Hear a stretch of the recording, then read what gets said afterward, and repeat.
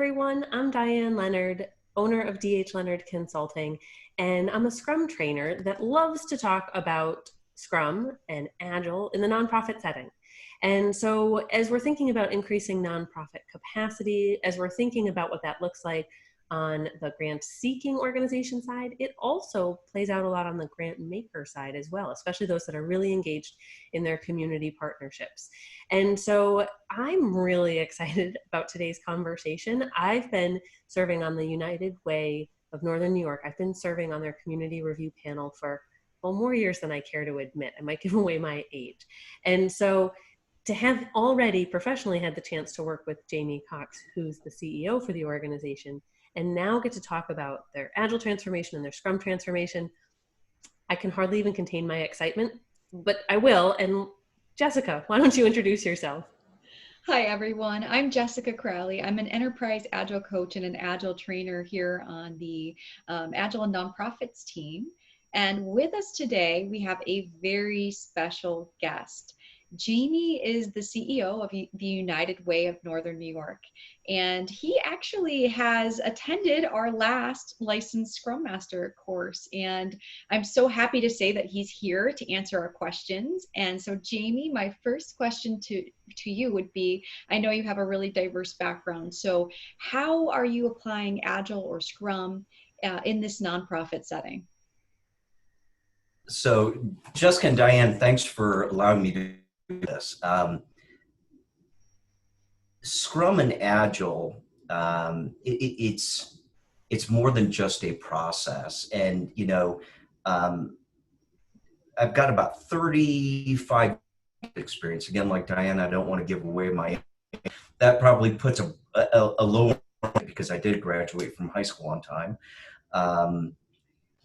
It's interesting because a lot of my professional experiences, and I started out as a Marine Corps all 20 years, and especially as a pilot, Agile is something that I've talked about since I was 22 years old. It's a mindset. And what I found through the training that I attended, that Scrum puts formality to an Agile mindset. It brings a process into it, but you have to embrace it wholeheartedly. It is, as an aviator, you're constantly about bad things. I don't care whether you drive an airplane for United or you're a military pilot. Your job is to be paranoid and think about all the interesting things that could happen, and interesting you usually don't want in a flight. But you're thinking about, oh, an engine, where am I going to go? If the bad guy pops up on the other side of the hill, how are we going to react? And that Agile mindset for 20 years really was imprinted on my brain.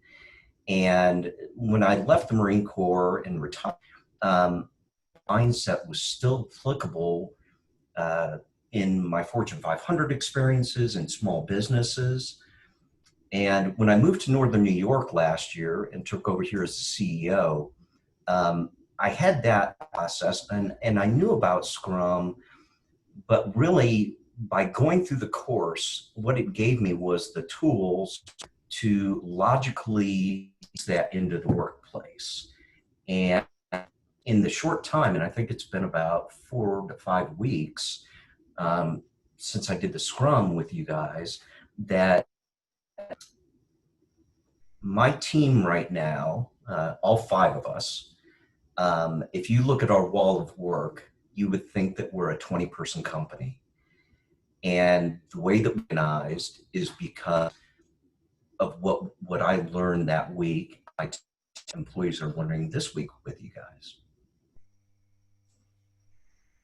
That's fantastic. I'm a little nervous. I've been in your office and I'm like, I wonder which wall is the wall of work. I wonder what visually that looks like. So, well, I'll have to come in and take a tour someday soon. But as I think about what's happened, I mean, having been with United Way as a community review panel, so not a board member, but an engaged partner for years. There's been different leaders in place over that time, different board leaders, different staff leaders. But as I think about, in particular, the last 12 months, give or take. Prior to the class, what were some of the ways that you were thinking already about, I guess if you could tell me some of the stories, how you're engaging partners, thinking in a slightly different mindset in the community? Because there's a lot of externality to your work. You've acknowledged that it's a small team. So I'm curious, as you think about the externality and complexity of that work, how does that set the stage for what's the transformation that you're going through there? Well, very interesting. So we all have different cultures at workplaces. And when I started this, coming into a different culture, and I mean culture not only in a business sense, but also in a society. Northern New York is different than Texas. And so when I came into United Way last year, I'll say that we were not an agile organization, both, especially in mindset. And I approach a job differently than an assessor. And so when I take a look at a company our size and the impact we're wanting to have, there's a multiplication factor in there, that you're a 5-person company that wants to have the impact of a 500-person company. And you do that through partners, do that through different techniques. And so we weren't an agile company, and bringing that mindset in really is a military term, a force multiplier, that we have the ability to do more than just walk and chew gum at the same time. We can actually doing those two other things. And I am happy that I actually had about 8 to 9 months before I went through the training and into the company, because it really gave me a chance to shape the organization. And Diane, you and I had many conversations about the word change, and change being a very scary thing for many people, both externally, but also internally. That is not a light switch that you can flip. That is a mindset that you have to plant into the ground and water it and fertilize it and reinforce it day to day. It really took some time to get in a position where they were ready to take on Scrum. And Scrum has a natural extension now that it's been introduced to them, that we as human beings are think to step physically where you are. And that's a mindset, again, from being a pilot, you're thinking about, when you're taking off, you're thinking about what you're like in flight. You're thinking about the landing. You're thinking about the next air traffic controller you're going to talk about. An agile mindset, and Jessica used one of my favorite terms, VUCA, when I sat through the course, really agility allows you to play out numerous permutations of what could happen in the future in advance. And it allows you to branches and sequels to your plans. It allows you to forecast. And so there's many things that an agile mindset brings. And COVID-19 became an issue in March of this year.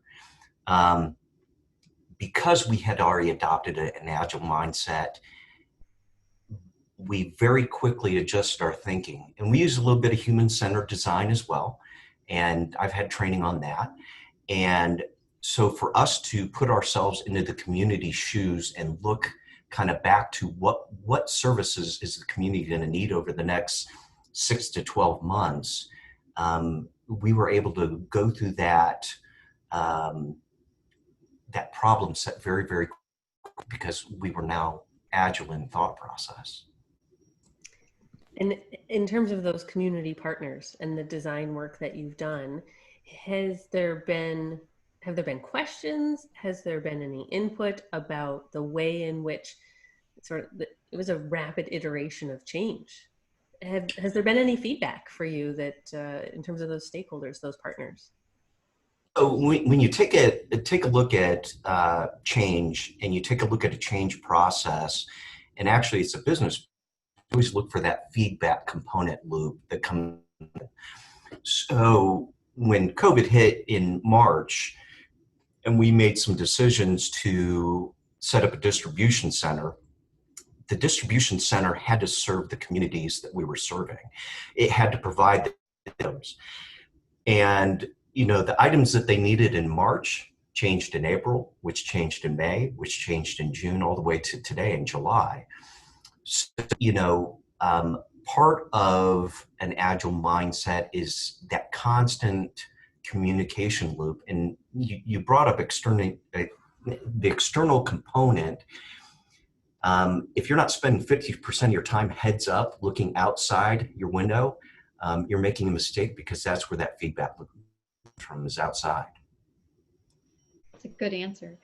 So one of the questions I had was, now that you're getting your feet underneath you and you're implementing Scrum, you're teaching it to your staff, and they're in a Scrum Master class, a question would be, what are the benefits? Are you seeing benefits from implementing Scrum at the United Way of Northern New York? Jessica, so the video won't do it justice, and my words won't do it justice. The fact that a team of 5 that has, I would say, 20 projects run simultaneously at any one moment in time, and whether it's a project or a long-term program, the basic building blocks of Scrum have allowed us in 3, 4, 5 very short weeks to become incredibly focused. It hasn't taken away our agility, and if anything, what it's done is create safety net systems to make sure that tasks don't get left out. It's created oversight systems and a backup to the backup. So what we find is, in our 15-minute daily stand-up meeting, and the COVID, we have done them all virtually. We haven't actually done, tomorrow is our first Scrum in-person meeting for a stand, that just that 5 to 10 minutes that we spend together every single morning is so critical to every component of what we do. Take a look at the complexity of running a United Way campaign. And whether you're running the campaign to bring money in the door, or, as Diane has been, a member of the community review panel, which is to put money out the door to the communities, we have those two, because of COVID this year, running exactly simultaneously. And these are projects that have work. We have each one has 5 to 6 different sprints, and each sprint has somewhere between 2 and 20 tasks associated with it. And when you talk about staying organized and keeping on top of things, and not just in a reactive way, but a proactive way, Scrum has done that for us very, very quickly. That's really exciting. And I know that we're coming up on the release of the application and then the receipt of the application. And so, as both an insider sort of understanding what you're doing as you're fine-tuning your system and your staff, but also I'm curious to know if it's going to feel any different as an external partner, if it's going to look any different, or just, so don't change anything. I'm just curious to see what it'll feel like. I feel like I get to be on both sides of the equation with you, but something that, I was a grant maker first, right? So that was like, cut my teeth on it. And so I always enjoy seeing how other grant makers are working, how United Way's doing it. If you put on your grant maker hat for a moment, I'm curious, I know it's only one of the many things that you do, but as you think about the upcoming grant cycle that United Way has, is there something about the cycle, something about the way you've used the framework to prepare for the cycle, all your external partners and vendors? Is there something there that you think is good advice for other grant makers to hear? Great question, Diane. So my nonprofit is certainly much less than yours. I started out on the side of the nonprofit world where I was a grant recipient and a grant writer organizationally, and bringing that mindset into this, where the United Way, we write grants, certainly we apply for grants, but then we also give them out. And I think that has educated us to be much more sensitive to what our application looks like, what the review process is. Having been the customer or the stakeholder writer has been a great feedback form how we approach community with grants. We recrafted the grant application, I think, to be more realistic for the community we live in. One of the great ideas that you and I spoke about was, when you take a look at the mom and pop size food pantry that's run solely by volunteers, to put them through a 100-hour process of putting a grant together, MC matrices and very difficult things, that's not appropriate for a lot of the communities that we serve. And it would be doing them a disservice to put them in that position. So what we did was we broke the grant into two components. Either you're a $5,000 or less applicant, or you're a $5,000 and 1 penny or more applicant. And that has kind of divided it to say big versus small. Companies usually have more resources in the form of time, in the form of type grants. And so we're adjusting to respect where our partner agencies are in their maturity cycle of being an organization and writing grants. When you take a look behind the scenes in creating the right set of questions, when you take a look at creating an environment for a community review panel and make very, very hard decisions on allocating money to agency A through agency Z, we have completely changed how we do that behind the scenes in the form of a process. And what we in the past, I think, we've made up for through Scrum by identifying, if I was a community review panel member, what tools do I need in my tools to be prepared to sit down and help make these evaluations and be the best I can. We've got phenomenal people. I mean, we've got community stakeholders that range from bank presidents, those through small company CEOs, all the way to getting ahead graduates who are men and women who have lived in poverty and made their way through a getting ahead program and have been successful at holding a job, paying their bills. And so we bring this wide perspective to every review panel now, fully understanding that the bank president too has to have some education and statistics and data of what's happening in our community. I'm a very data-driven person.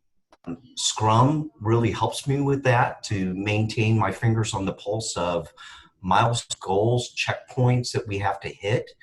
And so through the process, I think we have developed a grant cycle that is more responsive. I think we're going to be making smarter investments, and I think we're going to drive higher returns on investment for each dollar that we put into the community. That's awesome. One of the things I was wondering as you were talking is, how are you measuring success? What metrics are you going to use this year as you've implemented Scrum?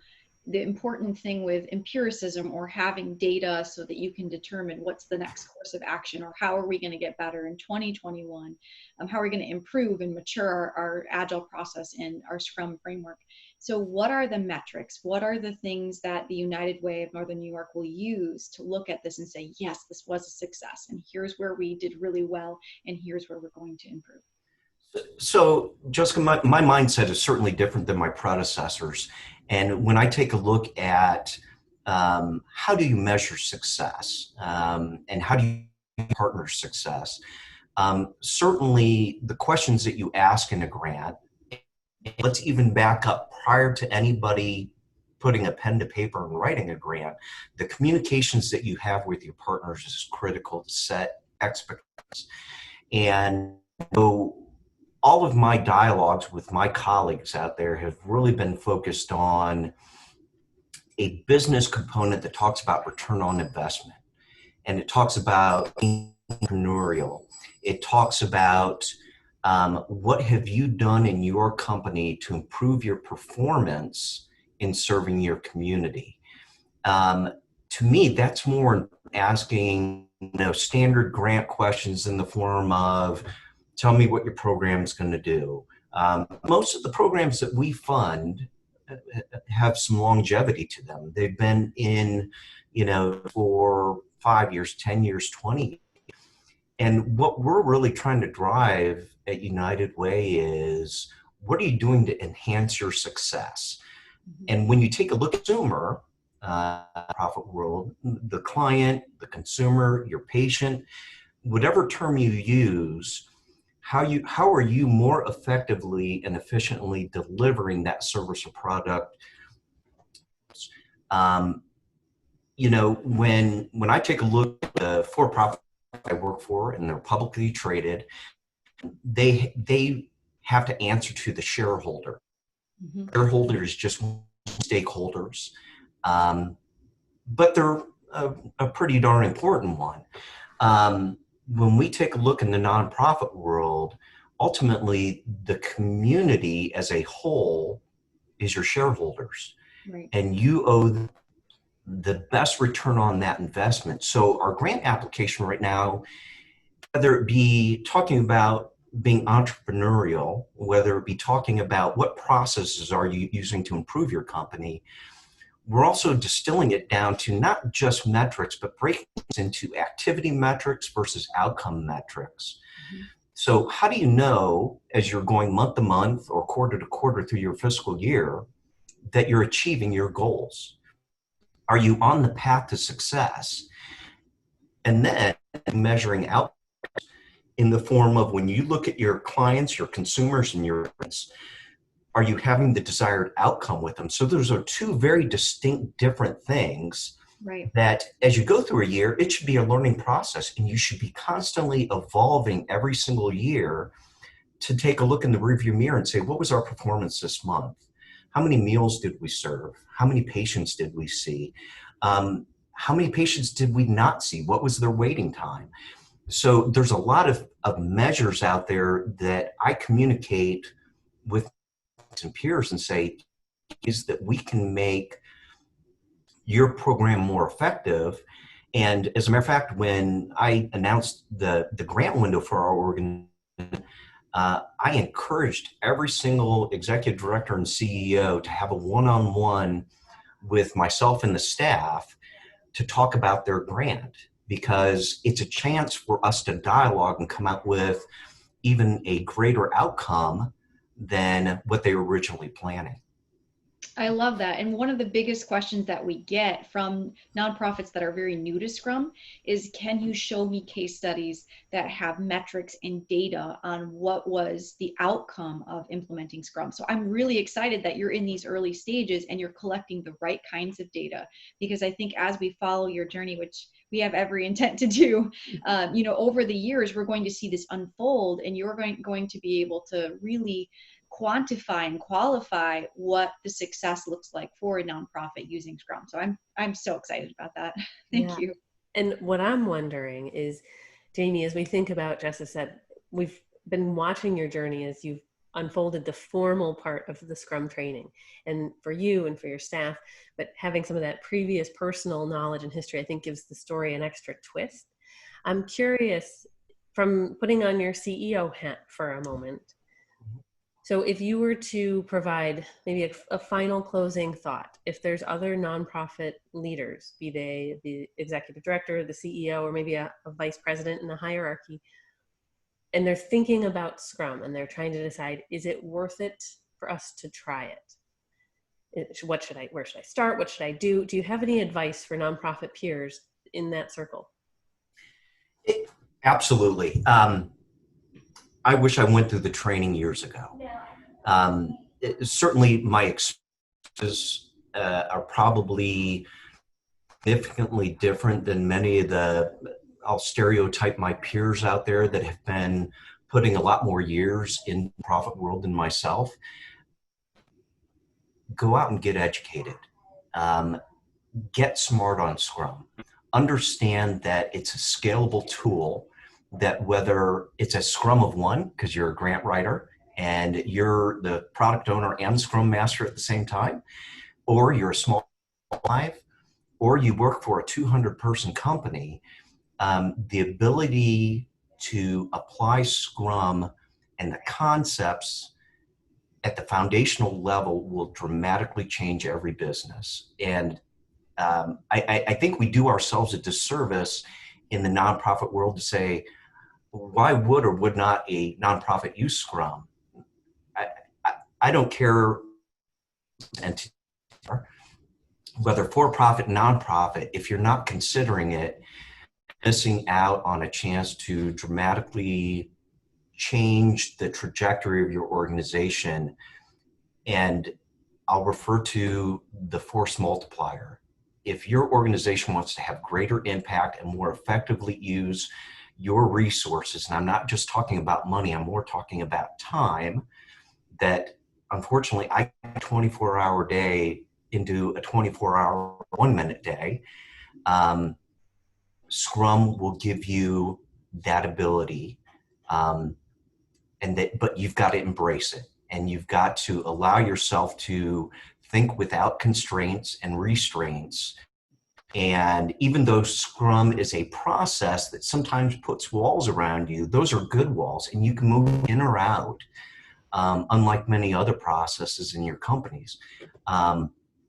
This is something that is a game changer for United Way. And what we're hoping is that our partners will recognize it and become agile. My board members are becoming more agile.